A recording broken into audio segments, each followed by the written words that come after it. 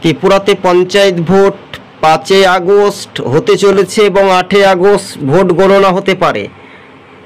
54 কোটি কদমতলা বিধানসভায় ফের বিজেপির বড় ভাঙন। শাসক দলের জোটের পক্ষে মানুষ কিন্তু এবার রায় দিবে না পঞ্চায়েত ভোটে, এমনটাই জানিয়ে দিয়েছেন প্রদেশ কংগ্রেস সভাপতি আশিস কুমার সাহা এবং 6 আগরতলার কংগ্রেসের বিধায়ক সুদীপ রায় বর্মন।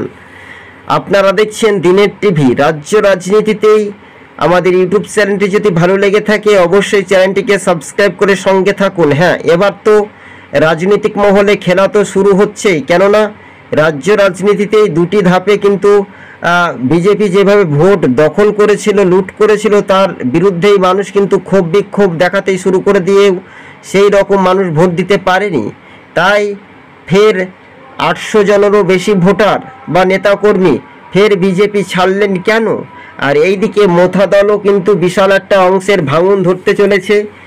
প্রদ্যুৎ কিশোর দেববর্মনের দলের কিন্তু একটা ভাঙন ধরবে, আখেরে আইপিএফটির মতো অবস্থা হবে বলে এমনটাই রাজনৈতিক মহল মনে করছেন।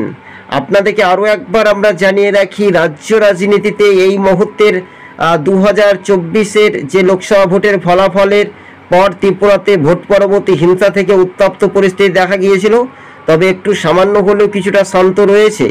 তবে দিল্লিতে বিজেপি সরকার বেশি দিন ক্ষমতা ধরে রাখতে পারবে না।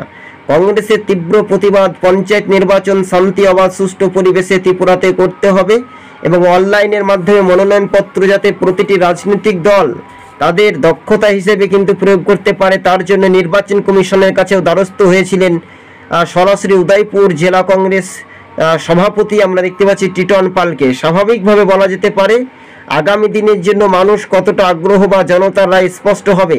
শাসক দলের মুড়িমুড়কির মতো তাদের জোট ছেড়ে কংগ্রেসে যোগ দিচ্ছেন বলে এমনটাই সূত্রের খবর ত্রিপুরাতে।